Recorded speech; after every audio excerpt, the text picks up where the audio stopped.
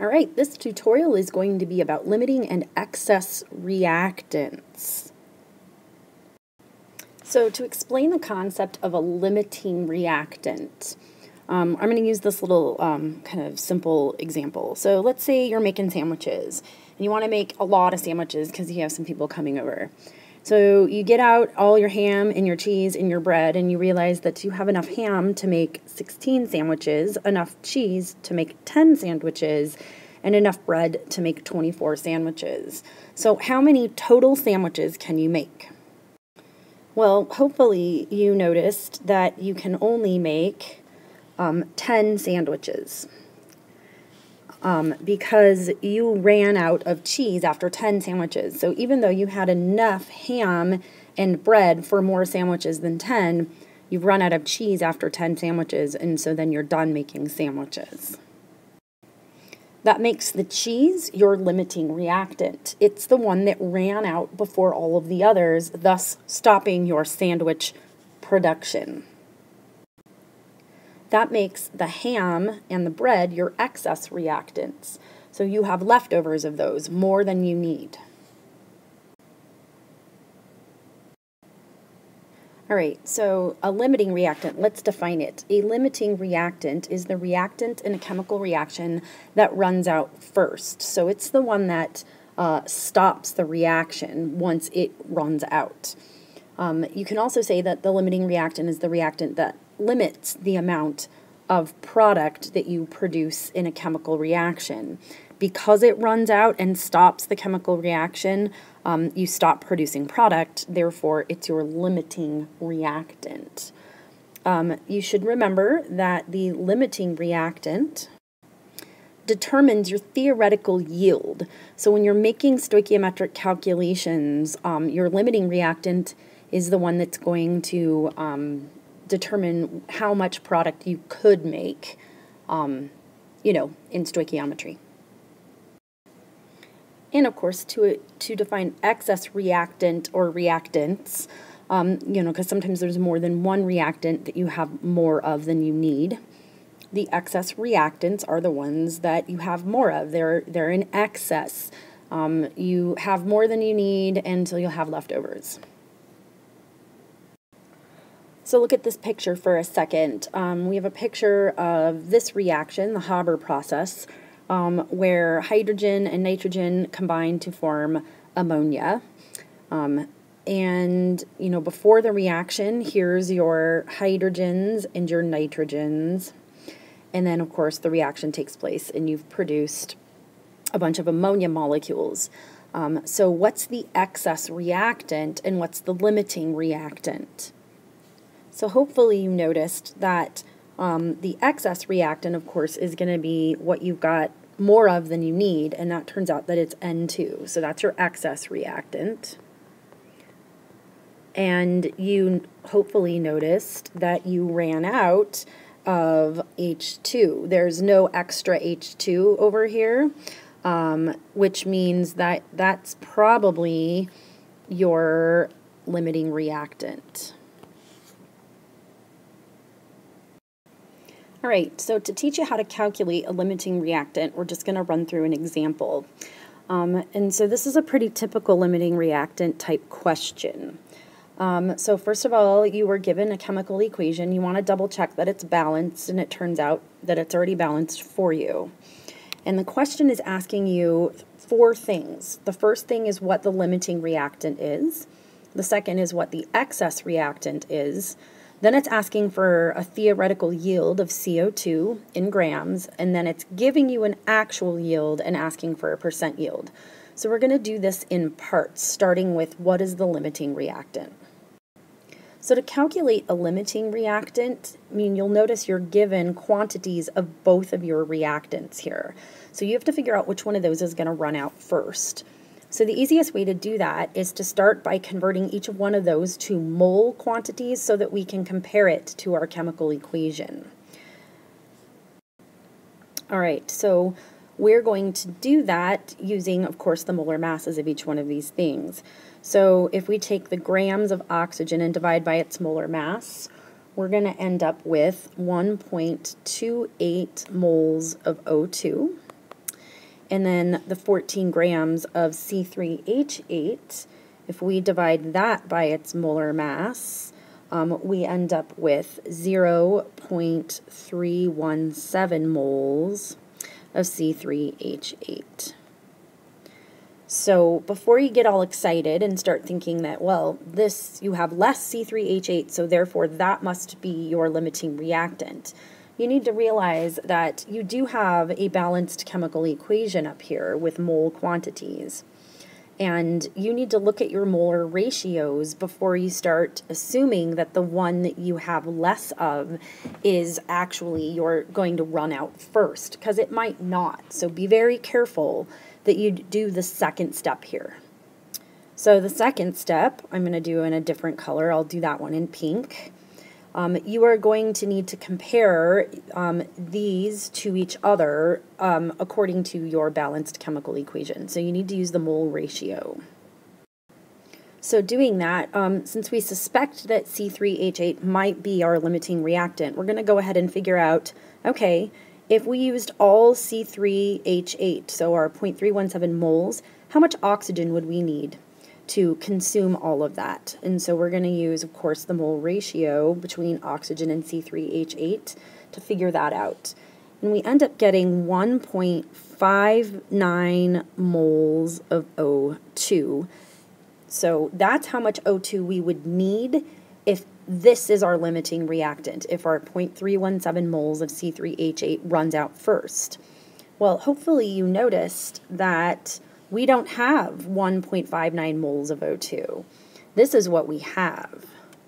So unfortunately, if this is our limiting reactant, it can't be our limiting reactant, our C3H8, because we don't have enough oxygen to use up all of our C3H8. So what that ultimately means is that our O2 is our limiting reactant, because we don't have enough to use up all of our C3H8. I hope that makes sense.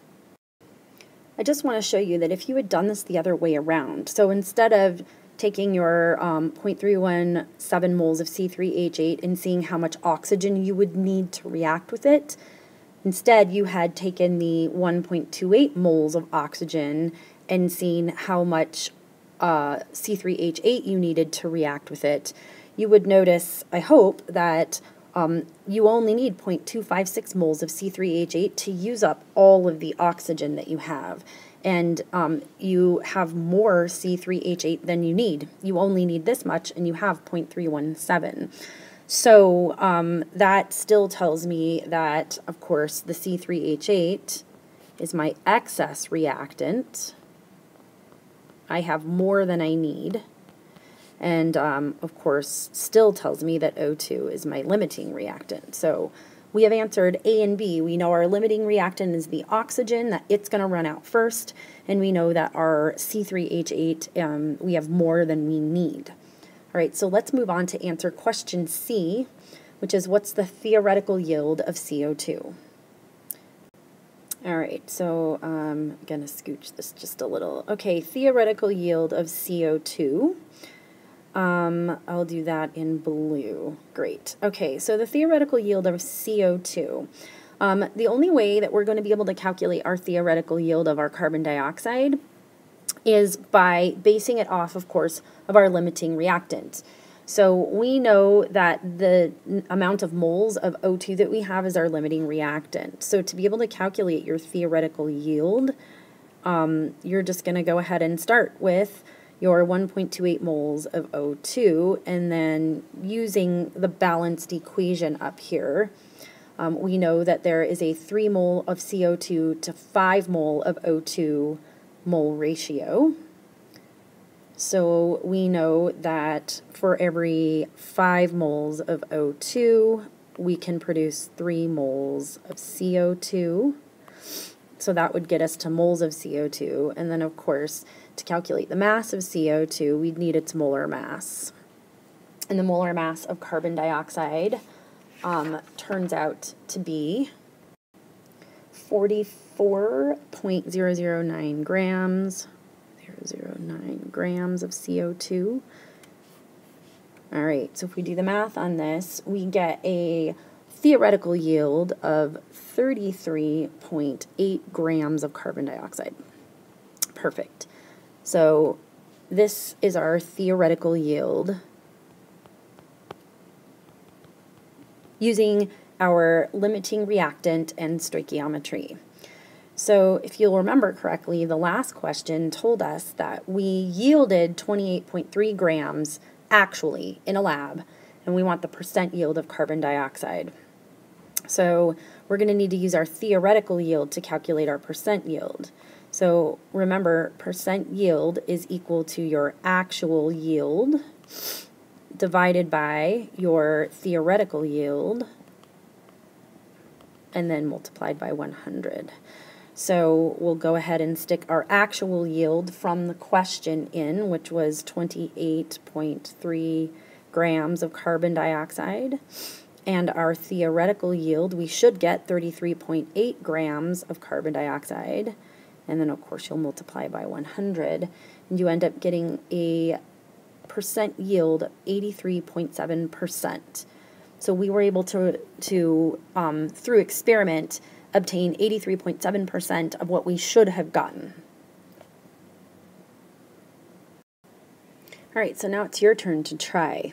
So read through the question. You're given a balanced chemical equation and quantities of your two reactants, and you're asked to find the limiting reactant, the excess reactant, the theoretical yield of hydrochloric acid, and your percent yield of hydrochloric acid if you actually produce 56.9 grams. So pause now and work through the problems, and then unpause and see how you did. Okay, let's see how you did.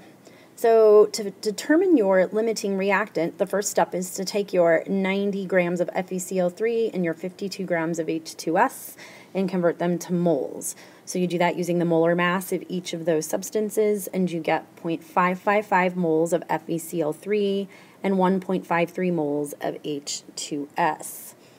So the second thing that you're going to want to do is then compare those mole quantities to each other from your mole ratio in your equation.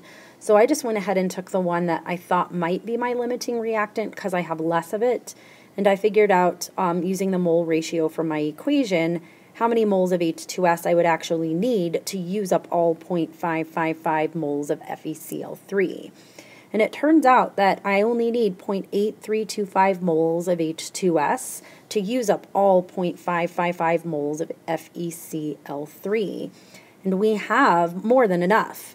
We only need this much H2S, and we have 1.5 moles of it, which means that we have more H2S than we need.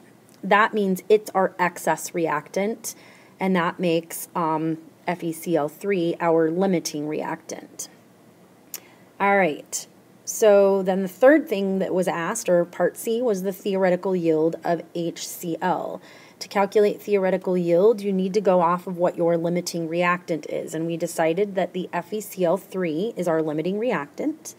So we took the moles of that we calculated up here, multiplied by the mole ratio of HCl to FeCl3 in our equation, or from our equation.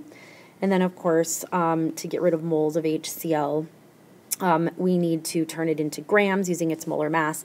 And so it turns out that our theoretical yield right here is 60.7 grams of HCl. Now, to calculate percent yield, we're going to take the actual yield, which was given to us in Part D, divide it by our theoretical yield, and then, of course, multiply by 100, and you get 93.7% yield HCl.